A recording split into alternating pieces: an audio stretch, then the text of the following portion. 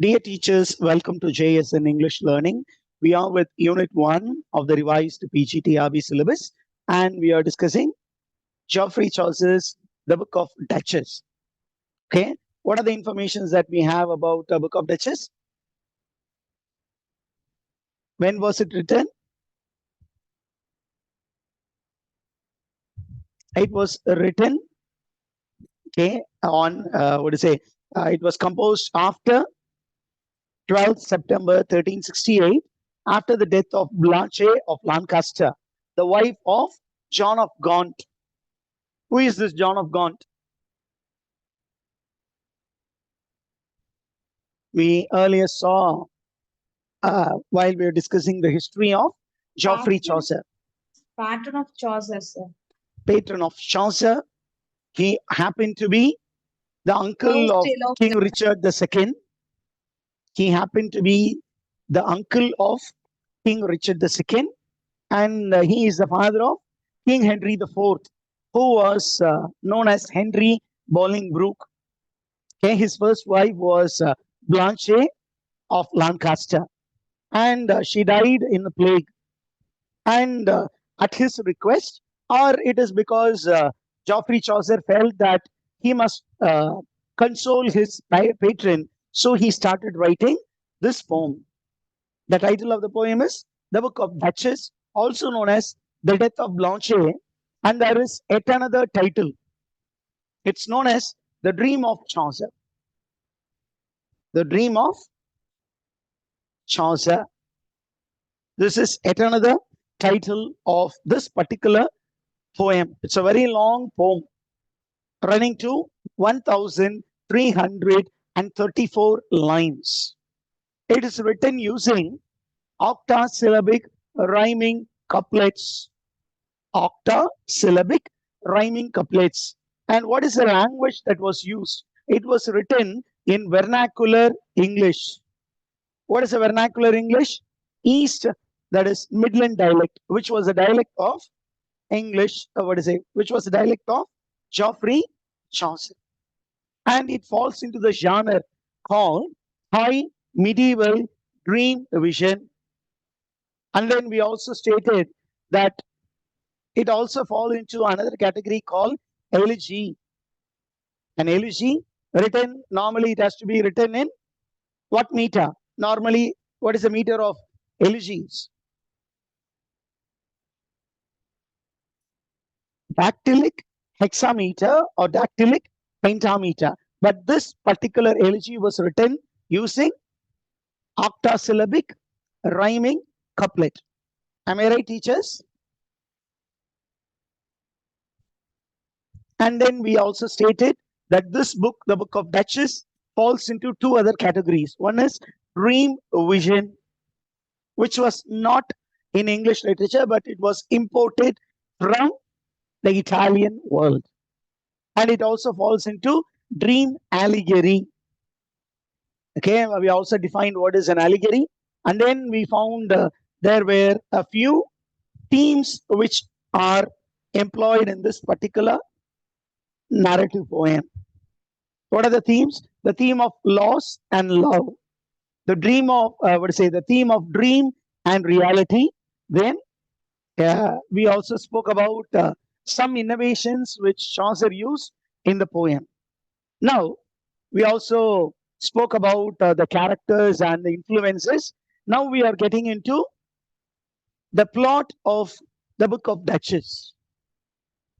Shall we begin, teachers? Yes, sir. When the narration begins, we find that the poet is complaining, or the narrator is complaining, that he has a problem. What is the problem? He was suffering from insomnia. This is in previous year question paper in competitive exams, not in PGTRB because it's new to PGTRB, but in UGTRB it was there. In Polytechnic TRB also it was earlier. It was there, there were questions in NET exam. What was the narrator suffering from in the Book of Duchess? He was suffering from insomnia, and he feels not interested in anything in life. He doesn't care about anything in life. Nothing disturbs him. No joy, nor sorrow. Nothing disturbs the poet or the narrator. And he is afraid that he will die soon because of lack of sleep. நம்ம தூக்கம் இல்லாமல் செத்துருவோம் அப்படின்னு ஒரு பயத்துல இருக்காரு. அவருக்கு வாழ்க்கையில எந்த ஒரு பிடிப்புமே இல்லை. ஏன் அவரு பிடிப்புல இல்லாம இருக்காரு அப்படின்னு நீங்க அப்படியே இந்த போயம் வாசிச்சு போனீங்கன்னா, around line number 39 he says, there is somebody who has the ability to free me from this ailment. இந்த ஒரு பிரச்சனை, இது physical problem and psychological problem. It's an emotional problem.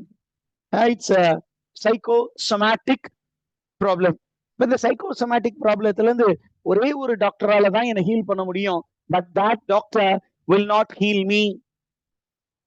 Then when we dig deep, we come to know that this particular person is none other than the girl whom the narrator loved for some 8 years, but she never returned the narrator's love.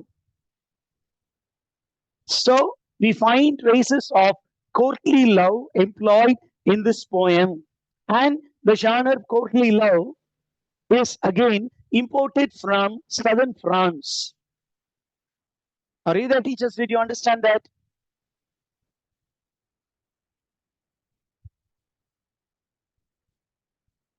By implication, you can guess very clearly that the narrator may be a knight who is hopelessly in love with a lady, but the lady does not return his love proposals favorably. It's called unrequited love, unreturned love. ஒருதலை காதல். ஒரு படத்துல பாட்டு பாடினாங்க, ஒருதலை காதல் தந்த இந்த தருதலை மனசுக்குள்ள வந்த அப்படின்னு பாட்டு எழுதுறாங்க. இட்ஸ் ஒருதலை, ஒன் சைடா லவ் பண்றது. So the author loves the lady, but the lady does not return, because of which he is suffering. What is the psychosomatic problem that he was facing with?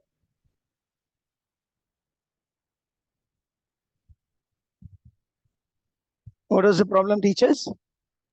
Insomnia. Insomnia. And அந்த இன்சோம்னியாவை பார்த்து முடிச்சுட்டு என்ன பண்றாரு? தூக்கம் இல்லாம he goes to his bed and he wants to while away the time. So he takes a book. அப்படியே பெட்ல படுத்துட்டு, ஒரு மாஸ்டர் பெட் அப்படின்னு வச்சுக்கோங்களேன், because he's a rich man, so he must be in a king size bed. He was lying and he started reading a book, and he was taking one tale from Ovid's Metamorphosis. Yeah, who is Ovid?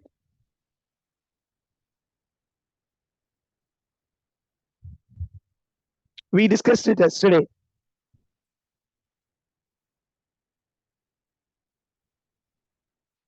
Have you anybody? Is there anybody with any information? Ovid is a Roman poet. Okay, he wrote narrative poems, and he named it as. How did he name it? He called it as. He called it as Metamorphosis, because the central theme of Metamorphosis is transformation. He is a Latin poet and he is a Roman poet. Okay, and regarding Ovid's Metamorphosis, okay, there are some 250 myths which are part of that narrative poem. How many myths are part of that narrative poem?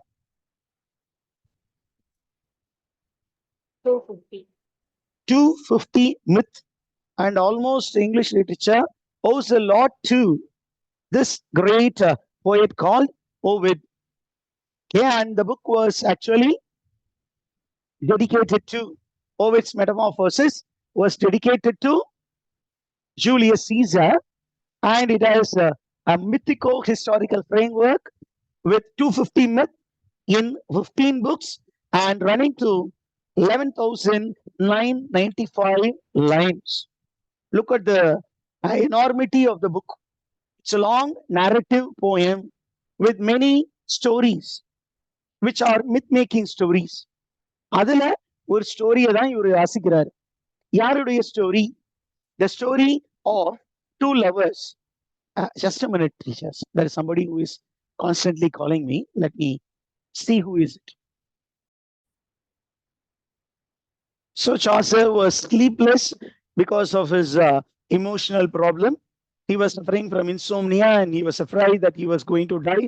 So he went to his bed and he wanted to while away the time by reading a book. And the name of the book is Metamorphosis by Ovid.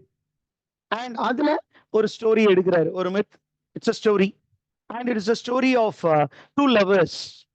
One is Zeus, the other one is Alcyone. Zeus is a male and Alcyone is a female. Now, according to the story, Zeus goes on a sea journey but does not return on the appointed day. So Alcyone becomes very much perturbed, disturbed, worried. So she makes a prayer to Juno and asks Juno for a sign to know whether Zeus is still alive. As she makes this prayer, okay, Juno answers the prayer and he sends Morpheus, the god of sleep. And Morpheus comes and puts Zeus into sleep. And in a dream, Zeus finds, Alcyone finds that okay, Zeus is dead because Zeus appears in the dream and tells, I am no more alive. And Alcyone becomes completely broken and she dies of grief 3 days later. This is the story. Why is this story given? This is a frame story. Okay? Based on the mythical story which is found in Ovid's Metamorphosis, the author is trying to put himself in the place of Alcyone, and he says, I want to know whether my love will be returned. And I too have prayed to Juno, but there is no reply from me. So again he prays to Juno, and this time he goes to sleep and he gets a beautiful dream. And that dream is the main content of this particular narrative poem titled The Book of Duchess. Are you there with me, teachers? Did you get that?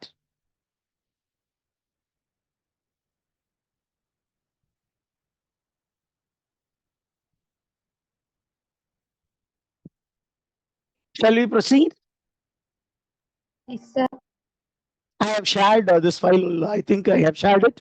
You can read the other story of Zeus and Alcyone. What you need to know is what is that book which Geoffrey Chaucer was reading while he went to bed, while he was blessed with sleep, and what was the dream he had. And the dream is the main content of the work. So, in the dream, the narrator or Geoffrey Chaucer wakes and finds himself in a chamber with windows of stained glass, which means painted windows. He is in a glass chamber, and all the windows have beautiful portraits of the tale of Troy. And there is also the story of a very famous work called The Romance of the Rose. What is this Romance of the Rose?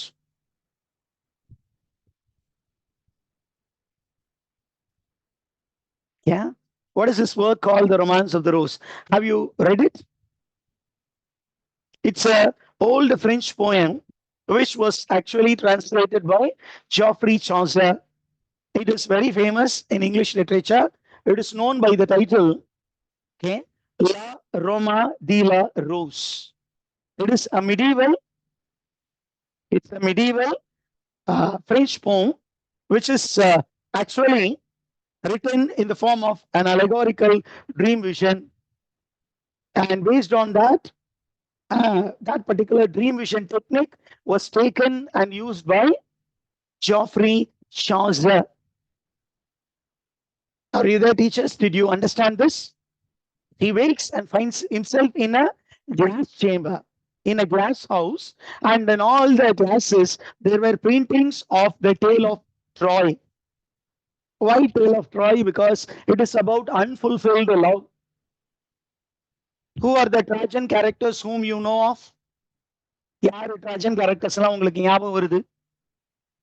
Unfulfilled love. Troilus and Cressida. It's a tale of unfulfilled love. It's a tale of a ditched lover. It's the tale of a deceiving lady love. Troilus and Cressida.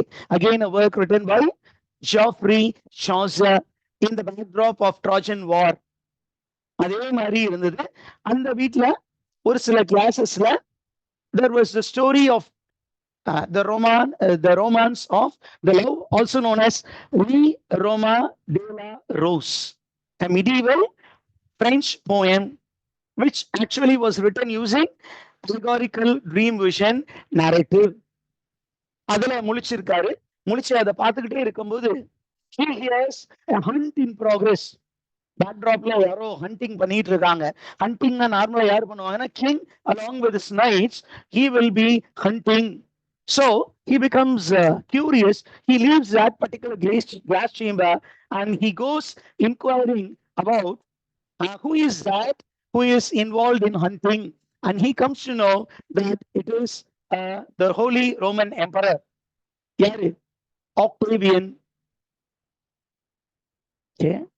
Octavian, who is in a hunt, and then you find he hears the noise of the hounds, okay, and then the dog goes into the forest, and this man continues to move, okay, into the forest.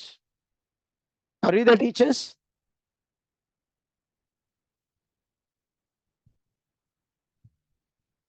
He goes into the forest and then falls asleep there, and then he wakes and finds himself in a bed on a May morning. All these are important. When the narrator wakes up, what was the time? அப்படின்னு கேட்பாங்க. What part of the year? It was May month and it was morning time and birds were singing, and quickly he dresses himself to join a hunt in the progress. And whose hunt it was? Who was actually involved in a hunt? It's a backdrop of the poem. On one side, there was somebody, a party which was hunting, which was indulging in mad pursuit of a hunt. யாருடைய hunt?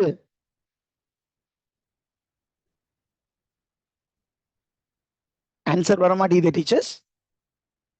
Roman Emperor Octavian. Yeah, Octavian's hunt. And while that was going on, என்ன பண்றாரு அப்படின்னா he parts from that company and he walks alone through the woods, and there he finds a loner, a man who is sitting all alone, dressed in black, and he is weeping. And looking at a man who is seated all alone, a very young chap who was dressed in a black cloak, this man goes and looks at the man and starts describing the man. And after looking at the man, the demeanor of the man, the appearance of the man, he is tempted to write a poem. Okay? And the person is a handsome young knight, but in a mournful tone.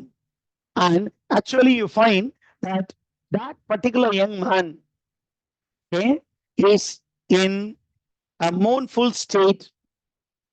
And this man goes to ask the knight what was happening.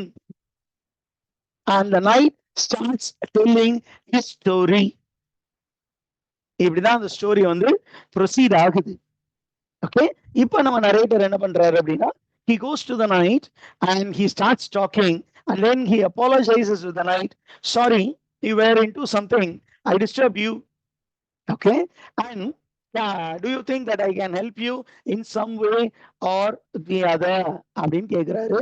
அதுக்கு அந்த night என்ன பதில் சொன்னாரு அப்படிங்கும்போது அந்த night சொல்றாரு, nothing can be done in order to remove the misery of my life. என்னுடைய வாழ்க்கையில ஒரு பெரிய மிசரபிள் லைஃபா இருக்கு. Nothing can be done. And you know, I have been cursed by fortune, and it is fortune which has stripped me from my happiness. And for me, now life is meaningless because all that was bright and all that was joyful in my life is taken away from me.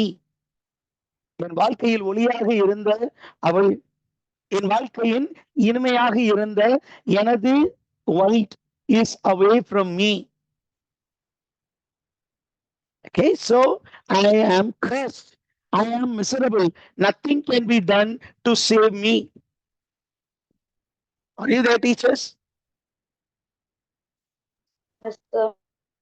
இத சொல்லிட்டு என்ன சொல்றாரு? Fate has chosen me to inflict pain அப்படின்னு அந்த night சொன்னோன்னே நம்ம narrator என்ன பண்றாரு? ஐயோ பாவம் அப்படின்னு அவரை கன்சோல் பண்ண போறாரு. எப்படி கன்சோல் பண்ண போறாரு? He is going to speak about great men in the past, how they were uh, cornered by fate and how they confronted fate. Okay? தலையை விதிய தலை எழுத்த எப்படி பெரிய மனிதர்கள் ஞானத்தோடு எதிர்கொண்டார்கள் என்பதை பற்றி அவர் நிறைய பேரை பத்தி சொன்னாரு. யார் யாரை பத்தி சொன்னாரு? He was speaking about Socrates, how Socrates faced challenges in life, and then he spoke about famous lovers, how they suffered. He spoke about Medea, who suffered in the hands of Jason, and then how Dido suffered with Aeneas, and how the great Samson of the Bible suffered in the hands of Delilah. இவ்வளவு விஷயங்களை சொல்லி நீ மட்டும் suffer ஆகலப்பா, அந்த காலத்துல இந்த மாதிரிதான் நிறைய பேரு அவங்களுடைய காதலர்களை ஏமாத்தி இருக்காங்க. காதலை ஏமாத்தி இருக்கா, காதலி ஏமாத்தி இருக்கா. அதனால உன்னுடைய இந்த கஷ்டமான சூழ்நிலை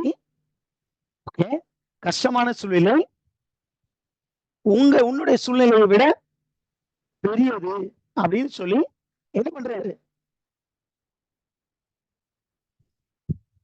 Trying to console himself. Try to console him. That is what is stated. Okay, இதை கேட்டோன what is the knight trying to do? And he says, come on, I will sit by my side, I will explain the problem carefully அப்படின்னு சொல்லிட்டு he starts telling his love story, and from there we take another turn. It's going to be a beautiful narration of the love story and how the love story came to an end. This we will discuss in the next session. Now we go for a 5 minutes break.